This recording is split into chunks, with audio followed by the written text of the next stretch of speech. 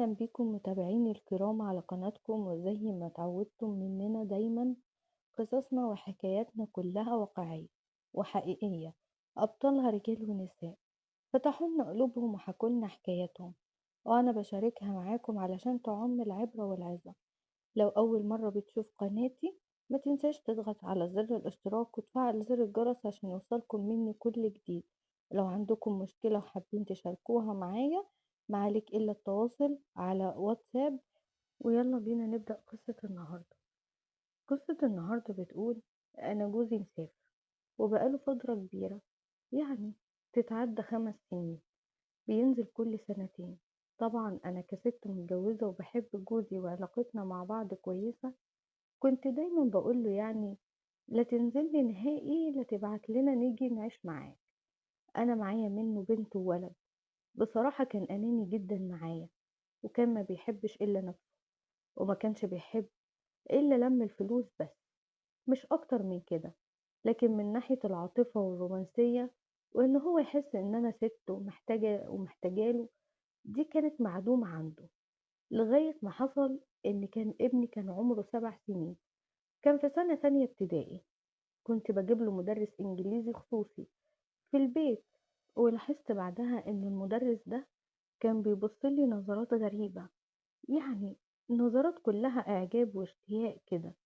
ما هو عازب وعنده 30 سنة وما كانش لسه اتجوز، وأنا بالنسبة لي أنا ست جميلة جدا وجسمي جميل جدا ولسه شابة وصغيرة، يعني عمري 33 سنة كده. أنا أكبر منه ب3 سنين مش أكتر من كده. المهم لما لقيت المدرس ده بيجيلي البيت يدي لابني الدرس الخصوصي ونظراته اللي هي غريبة طبعا، حرك فيا مشاعر كنت بحسها اتجاه جوزي، إن هي نظرة الإعجاب ونظرة الرغبة. فاتصلت على جوزي أكتر من مرة وأقوله: علشان خاطري حاول تنزل وتستقر هنا في مصر، على الأقل حتى في الوقت الحالي.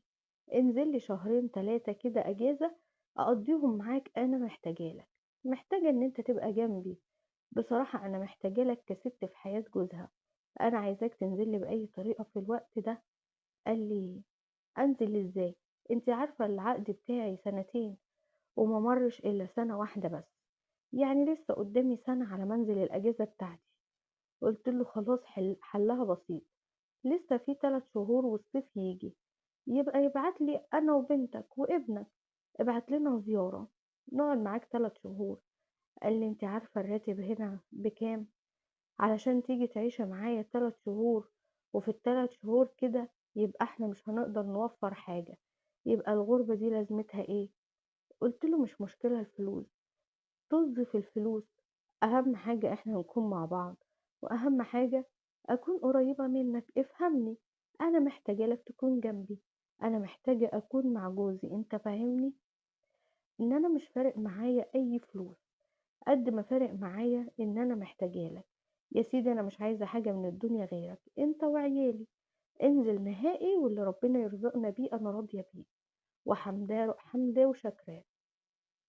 قال لي: بصي، أنا قدامي سنة وما تكتريش في الكلام، سنة وهنزل، وغير كده أنا ليا أجازتي هنزل شهرين بعد السنة وبعد كده أرجع تاني.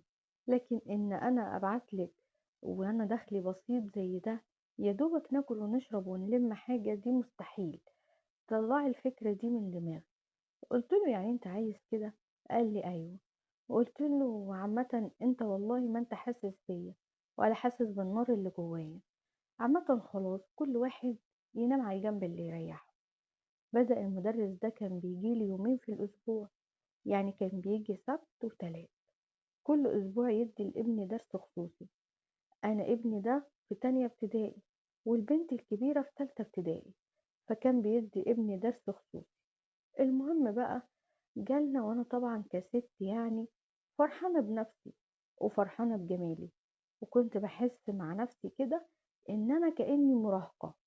بانبسط أوي لمّا ألاقي المُدرِّس ده بيبُص لي نظرة إعجاب أو بنظرة رغبة أو بيحسّسني إن أنا سِت مرغوب فيها. كانت الحاجات دي بتعجبني أوي، فكان لازم لمّا كان ييجي كان لازم أقدّم له أي واجب، مرّة شاي، مرّة قهوة، مرّة نسكافيه. واليوم ده أنا قُلت لازم أعمل صينية كيك بالشوكولاتة وتكون جميلة كده وأقدمها له مع الشاي. واليوم ده لبست لبس يعني كده مقسم شوية وملفت وأنا جوايا رغبة ومانيش عارفة أعمل فيها إيه، ومنه لله جوزي مش حاسس بيا كست. فالشيطان طبعا حرك مشاعري، وأنا مش هقول إن أنا كده صح، أنا كده غلط. والحكاية في الآخر اسودت معايا. تابعوا الفيديو للنهاية علشان فيه كوارث كتيرة، وهتكون فيه عظة وعبرة لأي ست حاسة بالحرمان وجوزها غايب. المهم دخلت أنا عملت صينية الكيك وبالشوكولاتة كده وظبطتها، وبصراحة طلعت جميلة جدا جدا يعني عن كل مرة بعملها. وقمت مطلعة حتتين كيك كده بالشوكولاتة وطلعت معاهم كوباية شاي. وانا اتعمدت ان انا البس اللبس الملفت ده، يعني عباية تكون بيتي كده مدية على قصير شوية وتكون خفيفة ومحددة جسمي.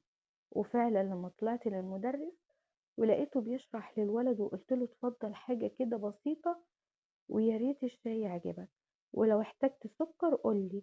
راح باصصلي كده من فوق لتحت، ولقيت وشه بدأ يعرق كده وبدأ يبصلي بنظرات يعني ملهوف عليا، وإن أنا عجبته جامد، وحسيت إن هو اتأثر بيا. قلت له اتفضل، ولقيته بيقول لي بتقولي ايه؟ قلت له اتفضل الشاي والكيك ويا ريت يعجبوك. المهم قال لي اي حاجة من ايدك حلوة يا مدام. والمهم فعلا قدمت له الشاي والكيك وتعمدت ان انا اقعد قصاده، يعني كأني بشوف ابني ومستواه وايه هو. في الوقت ده قاعد ماسك كوباية الشاي في ايده، وايده بدأت ترجف كده وتترعش، مش قادر يتحكم في كوباية الشاي لغاية ما وقعت منه. المهم قلت له حصل خير مفيش اي حاجة، طب ممكن يا مستر بس تعديني وانا يعني هنضف مكان الشاي وهعمل لك ان شاء الله كوباية شاي احسن منها.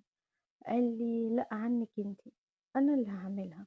المهم رحت جبت قماشة كده بصابون وحاجات زي كده علشان أنضف المكان مكان الشاي يعني لما وقع عليه. ولقيته عمال يبصلي وأنا متعمدة إن أنا يعني أعمل حركات تلفت انتباهه ونظره وكده. كنت أنا مبسوطة بنظراته دي، يعني حسستني إن أنا لسه ست وأي حد ممكن يرغبني. نضفت مكان الشاي وقمت جري كده برضو، رحت عملت له كوباية شاي تانية غير اللي وقعت منه. وفعلا أخد الشاي والكيك ولقيته بيقولي أجمل كوباية شاي شربتها في حياتي، والكيك بتاعك بصراحة طعمه يجنن وطعمه حلو قوي، تسلم ايدك يا مدام.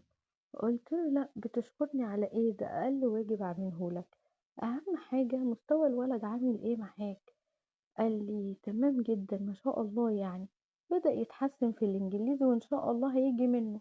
قلت له تمام. المهم ودخلت جوه وسبته يشرح للولد الدرس. تاني حصة جالنا واتعمدت برضه إن أنا ألبس بيجامة تكون شفافة كده وخفيفة، ما أنا جوزي مضيعني والشيطان لعب بيا. لقيته بيبصلي من فوق لتحت كده وبيقولي الولد جاهز علشان يحضر الحصة. قلت له أيوة اتفضل. ولقيته بيبصلي وماسك منديل في ايده كده ومش ملاحق من نظراته لنظرات الإعجاب. وبصراحة كانت عينيه كلها يعني جاذبية وإن هي ملهوفة عليا بطريقة أنا عمري ما شفتها، بس كنت بشوفها أول ما اتجوزت جوزي. المهم قعد وبدأ يدي الدرس للولد، وبعدين أنا رحت أعمل كمان حاجة سخنة علشان أقدمها له. ولقيته كده بيبصلي نظرات جريئة جدا جدا، وأنا ساعتها ما قدرتش أتجاهله، ولقيت نفسي أنا برضو بنظر له بنظرات يعني الإعجاب دي. ولقيته بيقولي تسلم إيديكي على الشاي، بصراحة انت النهاردة اتجنني. قمت بصاله فقلت له انت بتقول ايه؟ قال لي لا مفيش حاجة، تسلم يا مدام على كوباية الشاي، تعبتك معايا. وقلت له تعبك راحة. المهم ان انا في الوقت ده الشيطان لعب بيا، وقلت لازم يعني اخد راحتي معاه اكتر من كده. ففكرت في حيلة شيطانية ان انا اخد البنت والولد اوديهم عند اختي، هي بيتها برضو مش بعيد عننا، وانا يعني ادي لنفسي فرصة ان انا اكون قريبة منه. لعب عليا الشيطان وجامد يعني. حسيت ان انا محتاجة فعلا راجل في حياتي، وده بلوم نفسي فيه لآخر حاجة حصلت معايا. اللي حصل بعد كده كارثة كبيرة. المهم لقيته كده جه على ميعاد الحصة بتاعته، فبعدين لقاني لابسة قميص نوم شفاف كده وعليه روب خفيف قصير. فساعة ما ضرب الجرس كده وبفتح الباب بعد ما شفته من عيني السحرية، لقيته بيقول لي ايه، ازيك يا مدام، الحصة، الولد جاهز النهاردة علشان ياخد الحصة بتاعته. قمت انا بصله كده ولقيته بصلي من فوق لتحت مستغرب، ازاي اول مرة يشوفني بالجراءة دي. ولقيت وشه كده بيعرق، ولقيته بيبصلي من فوق لتحت ووشه بدأ يحمر كده. فبعدين قلت له ايوه بس الحصة النهاردة مش هتبقى للولد، الحصة دي هتبقى لي انا. قال لي ازاي يعني مش فاهم. قلت له الولد والبنت وديتهم عند خالتهم يلعبوا مع العيال. قال لي ازاي يا مدام، ما انتي عارفة ان احنا بندي حصتين في الاسبوع والنهاردة ميعاد حصتنا. قلت له مش مشكلة، انا وابني واحد، تعالى ذاكر لي انا. لقيته بيقول لي طب خلاص انا هجيلك مرة تانية، طب انا هستأذن حضرتك. قلت لنفسي لقيته ماشي كده، قمت انا رامية الروب من على كتفي، ولقيته هو بصلي قوي كده، ولقيت نفسي بدأ يستجيب لي، ولقيته دخل. وفعلا الشيطان لعب عليا، وعملنا مع بعض حاجة ما ترضيش ربنا. المهم في الوقت ده خلاص، هو مادام عمل مرة وانا خلاص استجبت، وهو استجاب ليا. طبعا الموضوع اتكرر كتير، اكتر من مرة. فضلنا على علاقتنا المحرمة دي 7 شهور متواصلين، مرة يجيلي ومرة اروح له بيته، لو هو مثلا ما عندوش حد في البيت يعني اهله مثلا بره البيت وبيته مهيأ انه يقابل اي حد. وساعات كنا بنتقابل في فندق. وبدأ يجي دروس الولد برضه في مواعيدها ملتزمة. بس أنا بدأت إن أنا أخاف إن أختي تشك فيا، إن هي برضه بيتها مش بعيد عني، إنها ممكن تجيلي فجأة في أي وقت وتلاقيه موجود عندي. والناس ونظراتهم، لغاية ما حصلت الكارثة. بعد 7 شهور علاقة بيني وبينه، لقيت نفسي بطني بدأت توجعني، ولقيت نفسي مش قادرة ولا آكل ولا أشرب، وقرفانة من كل حاجة. ساعتها قلت يا خراب اسود، لا يكون أنا حامل، طب أنا جوزي مسافر، الناس هتقول عليا إيه. المهم لقيت نفسي مش قادرة خالص، مش قادرة أتحمل التعب. ورحت جبت شريط حمل، اختبار حمل من الصيدلية، وفعلا طلع شرطتين، يعني كده أنا حامل في الوقت ده. طبعًا أنا لطمت على وشي وقعدت أصرخ وقُلت يا فضيحتي، جِبت العار لنفسي والعار لأهلي والعار لولادي. أنا هاعمل إيه بعد الكارثة دي، بعد الكارثة اللي حصلت لي دي. المهم لقيت نفسي باتصل على المدرس وباقول له الحقني أنا في مصيبة كبيرة. قال لي خير إيه اللي حصل؟ قُلت له أنا حامل ومش عارفة أعمل إيه. قال لي وإيه المشكلة، ما أنتِ خلاص كده متجوزة. قُلت له متجوزة إزاي يا ابني، أنا جوزي مسافر بقى له سنة دلوقتي و7 شهور، أنت بتتكلم في إيه وإزاي أنا أبقى حامل وجوزي غايب عني.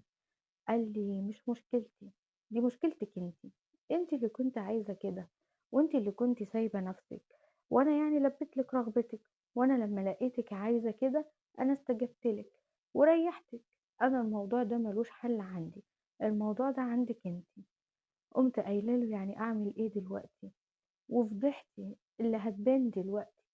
قال لي أعمل لِك إيه يعني؟ مش مشكلتي، دي مشكلتِك أنتِ، أنتِ جريئة زيادة عن اللزوم واللي أنتِ عايزاه بتعمليه، وأنا كنت بالنسبة لِك مجرد تحقيق رغبة مش أكتر. أنا لا بتاع الكلام ده ولا بتاع المشاكل دي، مشكلتِك دي حليها مع نفسِك، أنا ما ليش فيها وما لهاش عندي حل. وعايزة أنصحِك نصيحة لوجه الله، اعتبريها من مدرس لتلميذة، أما ييجي مدرس بعد كده لابنِك التزمي احترامِك واحترمي سنِّك، والبسي حاجة تقيلة، بلاش قمصان النوم العريانة دي، والبيجامات اللي ملفتة، واللبس القصير اللي انتِ استدرجتيني بيه، لإني هتقعي في نفس المشكلة. لكن مشكلتِك يا حبيبتي ما لهاش حل عندي، أنا إنسان مجرد اللي بيني وبينِك هو حتة درس خصوصي، أنا لا شُفتِك ولا عرفتِك ولا عملت معاكِ أي حاجة، دي مشكلتِك مش مشكلتي. أنا في الوقت ده حسيت نفسي إن أنا رخيصة جدًا، وإزاي إن أنا أحقر واحدة على وجه الأرض. وحسيت بنفسي إن أنا فعلًا يعني أسوأ ست في حياتي، وحسيت بنفسي إن أنا قادرة جدًا لمّا لقيته بيكلمني بالأسلوب ده، وإن هو يعني حسسني إن أنا حقيرة جدًا، وسابني وأنا في المحنة دي. وساعتها عمل لي بلوك من المكالمات والبرامج التواصل الاجتماعي كلها، ولقيته قطع علاقته بيا نهائي وكمان بالولدين، وما بقتش عارفة عنه أي حاجة. في الوقت ده أنا بقيت أقول لنفسي أعمل إيه في المصيبة دي؟ أنا فضحت نفسي وفضحت روحي وفضحت عيالي وجبت العار لكل عيلتي. أنا مشيت ورا الشيطان، والشيطان رغبة سامة. يعني أنا كان عندي إن أنا أتطلق من جوزي وأتجوز بالحلال، ولا إني أحط نفسي في العار ده. والصدمة الكبيرة والكارثة الكبيرة اللي محدش يتوقعها، لقيت جوزي بيقول لي: أنا حجزت كلها 15 يوم ونازل. أنا خلاص الحمل بتاعي بقى في الشهر التالت، يعني علامات الحمل بدأت تبان عليا. طب أعمل إيه في المصيبة دي؟ وهاقول له إيه؟ وأواجهه إزاي؟ حتى لمّا رُحت للدكتورة قُلت لها إن أنا نِفْسي أنزِّل الحمل ده، قالت لي: "الحمل فيه الروح والجنين فيه النبض، ما ينفعش إن أنتِ تنزّليه، ده خطر عليكِ وخطر على الجنين وخطر عليكم أنتم الاتنين أكتر من بعض، أنتِ كده تعتبري بتقتلي روح ربنا خلقها." لإن الموضوع بقى صعب جدًا إنه ينزل. كان في البداية في الأول طبعًا أنا ما كنتش اكتشفت الحمل إلا بعد مرور شهرين. طب أعمل إيه؟ وجوزي نازل ومش عارفة أواجهه بالفضيحة اللي أنا فيها، ولا هاواجه المجتمع ولا أواجه نفسي. ما بقيتش عارفة أعمل إيه. والبني آدم اللي غلطت معاه شال إيده من كل حاجة، وما عدتش أعرف عنه أي حاجة، ولا عاد بيستجيب لي في اتصال. عملت أكتر من شريحة، وكل ما أرن عليه من رقم يعمل له بلوك. وبقيت شايلة الهم لوحدي، وخلاص انفضحت، فضيحتي قرّبت تبان، وجوزي على وصول والدنيا معايا بقت ملخبطة. قولوا لي أعمل إيه في الوكسة الكبيرة دي والكارثة اللي أنا فيها؟ ودي نهاية اللي يمشي في الحرام.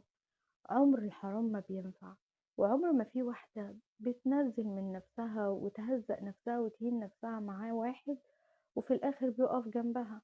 أنتِ هنتِ نفسِك وبقت مشكلتِك خلاص. أنتِ كده انكتب عليكِ الفضيحة وانكشف سترِك، وانكشف ستر ربنا من عليكِ.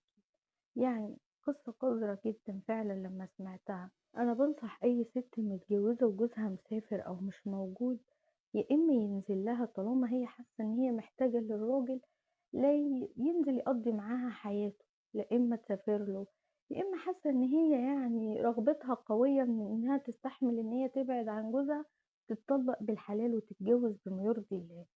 الجواز والطلاق مش عيب، لكن مشي البطال ومشي الحرام وفضايح وكوارث وكشف الأعراض مش حلو. فأنا بانصح أي ست، لو انت فعلا محتاجة لجوزك وحاسة بالحرمان، يا إما تسافري له يا يجيلك، يا إما تطلقي منه وتتجوزي بالحلال. لكن الزنا والحرام آخرته كوارث وآخرته فضايح زي ما انتوا شفتوا كده. طبعا انتوا انصحوها في التعليقات وشوفوا تعمل ايه، رغم ان هي ما ينفعش معاها النصايح، ولا خلاص عادي يفيد معاها ندم. ودي كانت نهاية قصة النهاردة. لو كملت معايا القصة لحد هنا ما تنساش تشاركنا برأيك في التعليقات، لأنه أكيد بيهمني. واشترك في القناة وفعل زر الجرس علشان يوصلكم مني كل جديد. وياريت لو تعمل شير لأصحابك وحبايبك علشان هما كمان يتابعوا معانا قصتنا النهاردة وتعم العبرة والعظة. أسيبكم في حفظ الله، والسلام عليكم ورحمة الله وبركاته.